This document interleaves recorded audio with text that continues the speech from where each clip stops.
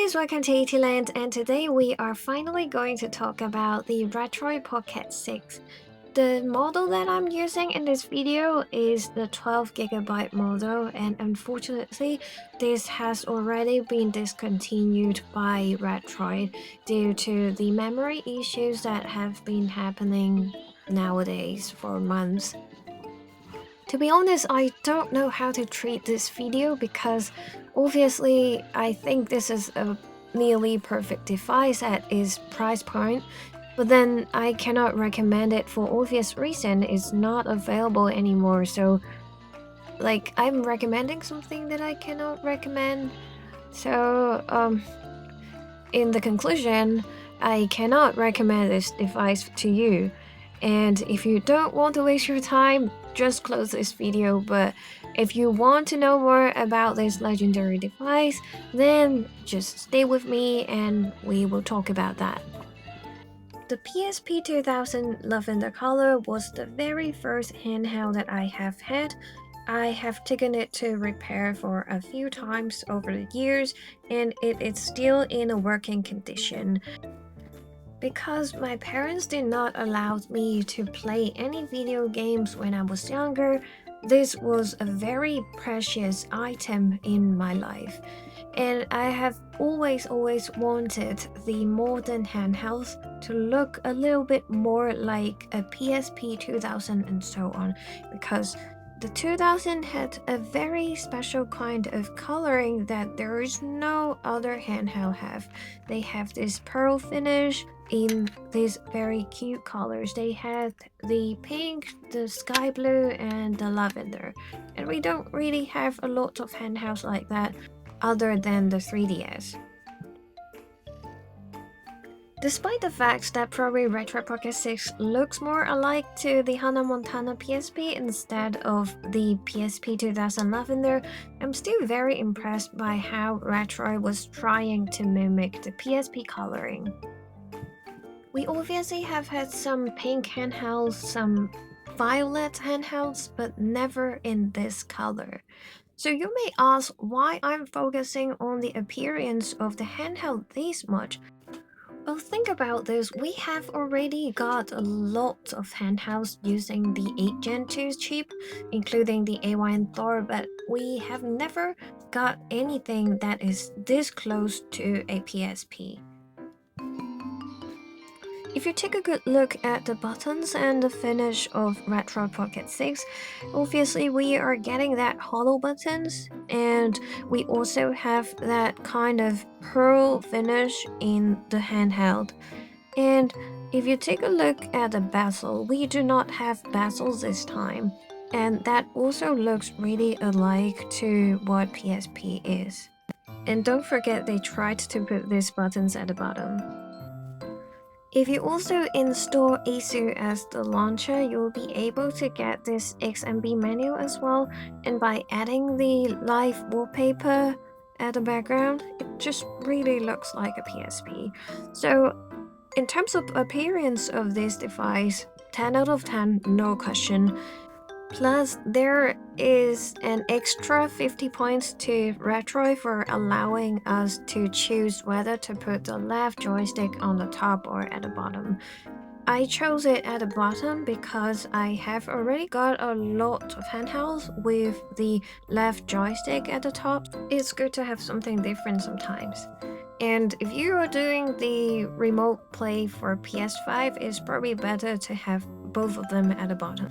The triggers and the bumpers are having smaller truffles comparing to something like an Odin 2 or of course Steam Deck, and that's actually good for someone who have smaller hands and do not play any FPS games. And also for the joysticks as well, they have smaller truffles, so it depends on your liking, you may not like them, but once again, for me, having smaller hands, they are perfect. So if you are looking for a smaller handheld with a stronger chipset, this is actually very good. This is essentially using the same configuration as an Odin 2 Pro, but this is a lot more preferable to me. At the back, we can see there are 2 extra buttons for you to map, and I really hoped these buttons would exist on the AY Thor. These buttons are so useful for save state, load state, or toggling the menus or screen swapping in DS or 3DS emulations. Retroid Pocket 6 is not a thick device but still significantly thicker than that of a PSP, however in a good way because the grips are very comfortable to hold. With these grips at the back, it is a lot more comfortable to hold the Retroid Pocket 6 than the AY and Thor. And it doesn't burn your hands like AY and Thor because on Retroid Pocket 6 you're not holding exactly where the vent is. Although the Retro Pocket 6 has a smaller screen comparing to the AY and Thor, it does feel bigger because it's a horizontal device. Yet this is still very portable. I can use my Switch Lite case and bring it with me using a smaller bag and pop up onto the Game Hub Lite, continue my gameplay of Dragon Quest Builders 2 rather than bringing my Steam Deck instead. It was great to kill 1 hour with it while waiting hubby to finish his Yu-Gi-Oh! Tournament. And of course I made him film this for me when he was waiting for the next opponent. So yes, the Retroid Pocket 6 plays PC games, some of them, and that leads us to the question of how's the performance of Retroid Pocket 6? If you have been looking into the emulation scenes or retro handhelds in specific, you will probably know that the Snapdragon H Gen 2 has been around for years and it is very capable to perform higher end emulation, including Eden and PC emulations and Wii U and stuff like that. So, of course, there's no issue handling stuff like GBA.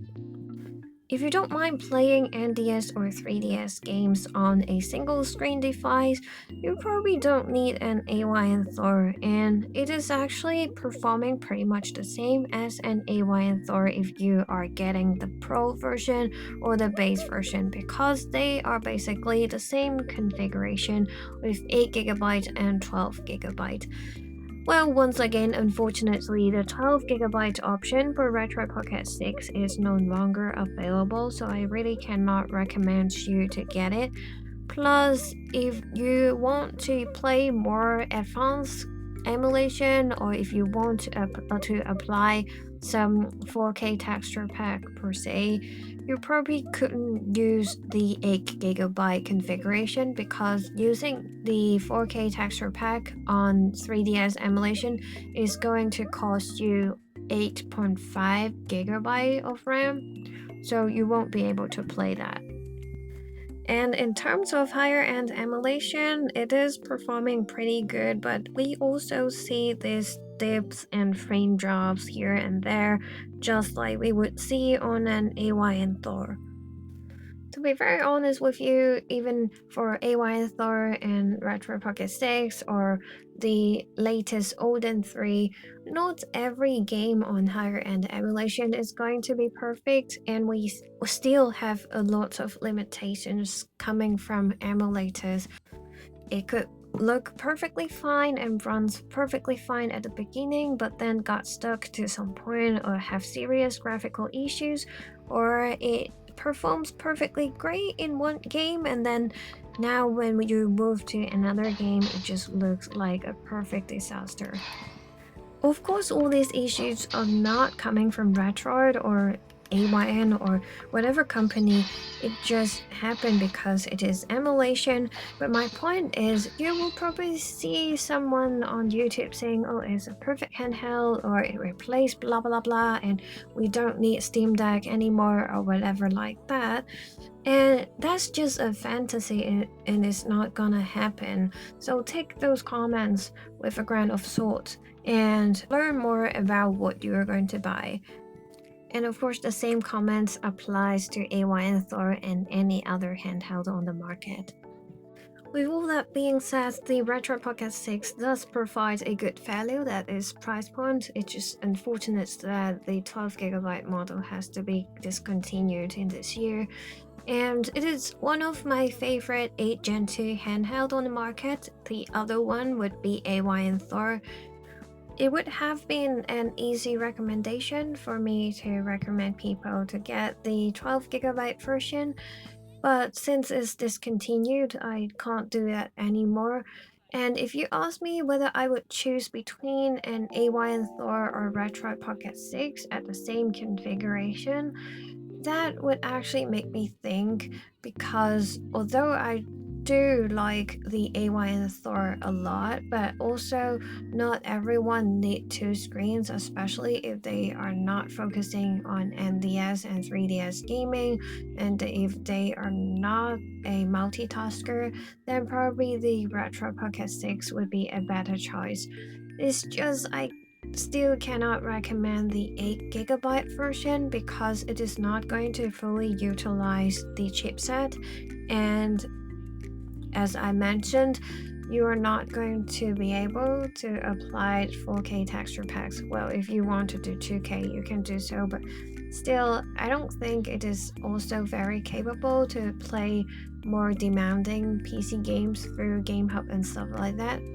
So based on these circumstances, I cannot recommend the Retro Pocket 6. If you are looking for a 8 Gen 2 handheld, then my go-to would be the AY Thor or the Odin Portal.